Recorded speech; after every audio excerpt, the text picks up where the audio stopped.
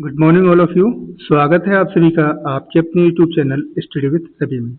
आज है तारीख 29 मई 2026 और आज के इस इम्पोर्टेंट लेक्चर में हम कवर करेंगे करंट अफेयर के कुछ बेहद इंपॉर्टेंट क्वेश्चन जो आपके एग्जाम और नॉलेज दोनों के लिए बेहद महत्वपूर्ण है। तो चलिए शुरू करते हैं। पहला क्वेश्चन है हमारा, निम्न में से किस दिन अंतर्राष्ट्रीय महिला स्वास्थ्य दिवस हर साल मनाया जाता है? तो आपका आंसर हो जाएगा 28 मई। जान लेते हैं इसके बारे में।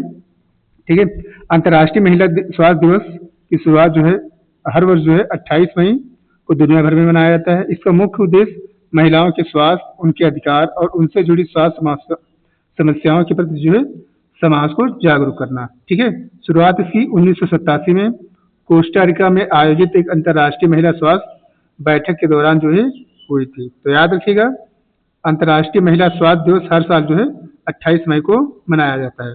आगे बढ़ते हैं। ठीक है, इसका मुख्य उद्देश्य महिलाओं के शारीरिक और मानसिक स्वास्थ्य के अधिकार को सुरक्षित करना और उन्हें जो है बेहतर चिकित्सा दिलाना इसका मेन उद्देश्य है। 2026 की अगर थीम की बात की जाए तो इसका मुख्य विषय जो है स्वास्थ्य प्रणालियों को मजबूत करने और संकट के समय में महिलाओं के प्रजनन स्वास्थ्य अधिकारों की रक्षा करने पर जो है केंद्रित है। याद रखिएगा, अंतर्राष्ट्रीय महिला स्वास्थ्य दिवस जो है हर साल 28 मई को मनाया जाता है। आगे बढ़ते हैं अगले क्वेश्चन की तरफ। अगला क्वेश्चन है हमारा, निम्न में से किस देश ने आरोस्रिक नामक परमाणु क्षमता वाली हाइपरसोनिक मिसाइल को लॉन्च किया है? तो इसको लॉन्च किया है रूस ने। जान लेते हैं इसके बारे में। ठीक है, आरोस्रिक रूस की एक नई बेहद खतरनाक हाइपरसोनिक जो है बैलिस्टिक मिसाइल है। ठीक है, इसकी रफ्तार जो है 1200 किलोमीटर प्रति घंटा है। ठीक है, जो कि ध्वनि से 10 गुना ज्यादा बताई जा रही है। इतनी स्पीड के कारण दुनिया का कोई भी डिफेंस सिस्टम जो है हवा में नहीं रोकने में सक्षम है। ठीक है, और कुछ बातें इसमें एक साथ ही कई निशाने जो है लगाए जा सकते हैं। ठीक है, हवा में ऊपर जाने पर यह मिसाइल जो है 6 अलग अलग बमों में बढ़ जाती है और एक साथ कई ठिकानों को भी तबाह कर सकती है। अगर परमाणु क्षमता की बात की जाए तो 3000 से 5500 किलोमीटर तक ये हमले कर सकती है और ये अपने साथ परमाणु बम ले जाने में भी सक्षम है। अभी इसका पहली बार इस्तेमाल जो है रूस ने यूक्रेन के खिलाफ युद्ध में किया हुआ है। तो याद रखिएगा। ठीक है, आर्सोनिक नामक परमाणु क्षमता वाली पहली हाइपरसोनिक मिसाइल को रूस ने लॉन्च किया है। आगे बढ़ते हैं अगले क्वेश्चन की तरफ। अगला क्वेश्चन है हमारा, निम्न में से किस राज्य में भारत का पहला निजी चिकित्सा संग्रहालय स्थापित किया गया? तो आपका आंसर हो जाएगा केरल। जान लेते हैं इसके बारे में। भारत का पहला निजी म्यूजियम केरल की राजधानी तिरुवनंतपुरम के उल्लूर में खोला गया। ठीक है, म्यूजियम का नाम म्यूजियम ऑफ मेडिकल आइकॉन्स है। उद्घाटन 25 मई 2026 को हुआ। खास क्या बात है ये भी जान लेते हैं। यह भारत का पहला निजी चिकित्सा संग्रहालय है जिसमें हाथ से बनाए गए इंसानी शरीर के अंग, भ्रूण विज्ञान और डिस्प्ले और मेडिकल क्षेत्र से जुड़ी हुई पुरानी तस्वीरें व चार्ट इसमें रखे गए हैं। ठीक है, इसे जो है गवर्नमेंट मेडिकल कॉलेज के पूर्व ऑडिटर मॉड्यूलर ए शिवरामन ने स्थापित किया है और जिन्होंने कई सालों की मेहनत के बाद इसको जो है कंप्लीट किया है। तो याद रखिएगा, भारत का पहला निजी चिकित्सा संग्रहालय जो है केरल की राजधानी तिरुवनंतपुरम के उल्लूर जिले में स्थापित किया गया है। आगे बढ़ते हैं अगले क्वेश्चन की तरफ। निम्न में से किसे ग्लासगो में होने वाले कॉमनवेल्थ गेम 2026 के लिए भारत का डिवीजन नियुक्त किया गया है? तो ये नियुक्त किया गया है रोहित राजपाल जी को। जान लेते हैं इनके बारे में। 2026 कॉमनवेल्थ गेम के लिए भारत के डेविस के कप्तान रोहित राजपाल को भारतीय दल का सेफ डिवीजन से नियुक्त किया गया है। सेफ डिवीजन जो है रोहित राजपाल वे भारतीय ओलंपिक कार्यकारी के सदस्य भी हैं। ठीक है, और डिप्टी सेफ डिवीजन जो है रवि वेगानी को नियुक्त किया गया है और जनरल टीम मैनेजर में वंदना राव राहुल स्वामी को जो है ट्रेवलर के रूप में जो है उनको साथ में भेजा गया है। ये खेल जो है 23 मई से 2 अगस्त के बीच में ग्लासगो स्कॉटलैंड में जो है आयोजित होंगे। तो याद रखिएगा, ग्लासगो में होने वाले कॉमनवेल्थ गेम 2026 के लिए भारत का डिवीजन जो है रोहित राजपाल जी को नियुक्त किया गया है। आगे बढ़ते हैं अगले क्वेश्चन की तरफ। अगला क्वेश्चन है हमारा, 2026 में राष्ट्रीय सीनियर एथलेटिक्स फेडरेशन कप में पुरुषों की 60 फुट स्पर्धा में स्वर्ण किसने जीता है? तो ये जीता है समरदीप गिल जी ने। जान लेते हैं इनके बारे में। अभी रिसेंट में क्या हुआ था, रांची की बिरसा मुंडा में आयोजित 29वीं national senior federation cup athletics प्रतियोगिता में जिन्होंने इतिहास समरदीप जी ने रच दिया है।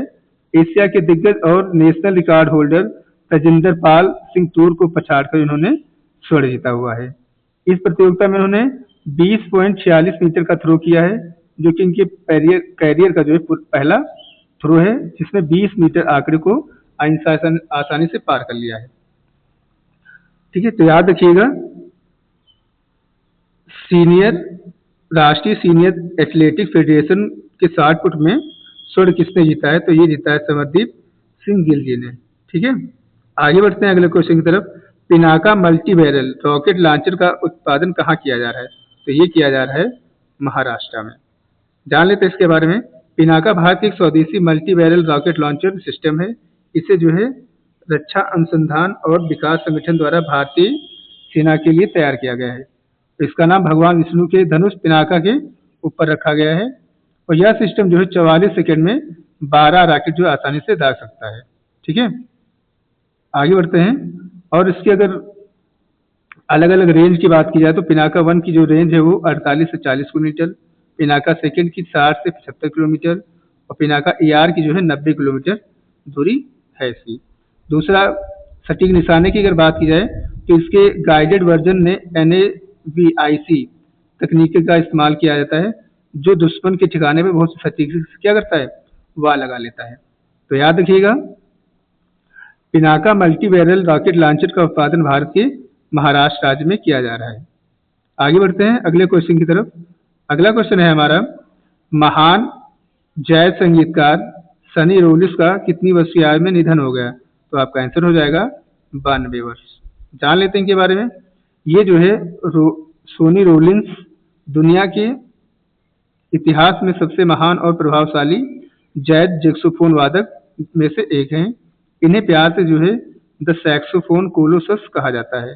इनका जन्म 7 सितंबर 1930 को न्यूयॉर्क अमेरिका में हुआ था। ये मुख्य रूप से टेनोर सैक्सोफोन बजाते थे। सबसे प्रसिद्ध एल्बम की अगर बात की जाए तो सैक्सोफोन कोलोसस, जो कि 1956 में आया, फिर आया था फ्रीडम सूट 1958 में। उन्हें संगीत के क्षेत्र में जो है मैग्नी लाइफ टाइम अचीवमेंट अवार्ड से सम्मानित किया गया और बाद में जो है अमेरिका के राष्ट्रपति बराक ओबामा ने देश के सर्वोच्च कला सम्मान नेशनल ऑफ मेडल और से भी इनको नवाजा गया है। तो याद रखिएगा, ठीक है। महान जैज संगीतकार सनी रोलिस का जो है अभी रिसेंट में 92 वर्ष की आयु में निधन हो गया। ठीक है, चलिए आगे बढ़ते हैं। सिक्किम भारत का कौन सा पूर्ण साक्षर राज्य बन गया है? तो ये बन गया भारत का 5वां पूर्ण साक्षर राज्य। जान लेते हैं। अभी जो है सिक्किम के मुख्यमंत्री PM सिंह तमांग और हमारे देश के राष्ट्रपति द्रौपदी मुर्मू जी की उपस्थिति में, ठीक है, सिक्किम को पूर्ण साक्षर राज्य जो है घोषित किया गया है। यह जो उपलब्धि है जो हासिल की गई वो उल्लास कार्यक्रम के तहत जिसको हासिल किया गया है। ठीक है, इस साक्षरता का जो क्राइटेरिया है उसमें जो 15 वर्ष से उससे अधिक वयस्कों की बुनियादी साक्षरता को उसमें काउंट किया गया है। तो अब जाके जो सिक्किम की वो साक्षरता वो 99.82% हो गई है। ठीक है, इससे पहले जो 4 राज्य है वो मिजोरम, गोवा, त्रिपुरा और हिमाचल प्रदेश इसमें जो है शामिल हो चुके हैं साक्षरता की श्रेणी में, याद रखिएगा। ठीक है, तो अब जो है सिक्किम 5वां राज्य बन गया है। तो पहला अगर राज्य पूछा जाए तो याद रखिएगा मिजोरम, दूसरा गोवा, तीसरा त्रिपुरा, चौथा आपका हिमाचल प्रदेश, 5वां सिक्किम हो गया है। ये टॉप 5 है साक्षरता के मामले में भारत के राज्य, याद रखिएगा। आगे बढ़ते हैं। अगला प्रश्न है हमारा, एशिया प्रशांत क्षेत्र में ऑपरेशनल डाटा सेंटर क्षमता के मामले में भारत को कौन सा स्थान दिया गया है? तो आपका आंसर हो जाएगा पहला। ठीक है, जान लेते इसके बारे में। सॉरी, पहला नहीं होगा, दूसरा इसका आंसर हो जाएगा, माफ करिएगा। जान लेते इसके बारे में। परिचालन डेटा सेंटर क्षमता के मामले में भारत एशिया प्रशांत के दूसरे स्थान पर है। देश की कुल लाइव डेटा सेंटर की क्षमता जो है भारत की वो 1.6 गीगावाट हो गई है। इसे डिजिटल अवसंरचना के लिए क्षेत्र के सबसे बड़े बाजार में से जो है एक माना जा रहा है। अगर इसके विस्तार की बात की जाए, भारत एशिया प्रशांत क्षेत्र में एक प्रमुख विशाल जो है मार्केट रखने के लिए जाना जाता है और इसकी जो क्षमता है वो 3.1 गीगावाट है। इसका प्रमुख हब मुंबई माना जा रहा है। ठीक है, और जबकि हैदराबाद, चेन्नई, दिल्ली NCR, पुणे जैसे शहर जो है इस क्षेत्र में लगातार आगे की ओर अग्रसर हैं। भविष्य में जैसे बढ़ती मांग, जैसे एआई होगा, क्लाउड सेवाएं के विस्तार और व्यापक इंटरनेट उपयोग के लिए भारत में जो है डाटा सेंटर की मांग जो है निरंतर जो है बढ़ती जा रही है। तो याद रखिएगा, एशिया प्रशांत क्षेत्र में ऑपरेशनल डाटा सेंटर क्षमता के मामले में भारत जो है दूसरे स्थान पर पहुंच गया है। आगे बढ़ते हैं अगले क्वेश्चन की तरफ। अगला क्वेश्चन है हमारा, 28 मई 2026 को भारत के महान स्वतंत्रता संग्राम सेनानी वीर सावरकर की कौन सी जयंती बनाई गई? तो ये बनाई गई है अभी इनकी 143वीं जयंती बनाई गई है। जान लेते हैं इनके बारे में। ठीक है, इनका जन्म जो है 28 मई 1983 को महाराष्ट्र के नासिक जिले में हुआ था। ठीक है, ये एक प्रमुख लेखक और विचारक भी थे। इन्होंने जो है जेल में रहते हुए हिंदुत्व नामक पुस्तक लिखी। बाद में इन्होंने the Indian war of independence 87 भी लिखा, जिसमें इन्होंने बताया जी कि 1857 का जो विद्रोह था वो सिपाही विरोध न होकर के भारत का पहला स्वतंत्रता संग्राम जो है घोषित किया गया। चलिए आगे बढ़ते हैं। तो आज के सेशन में इतना ही। तो मिलते हैं अगले सेशन में, तब तक के लिए टेक केयर, बाय बाय।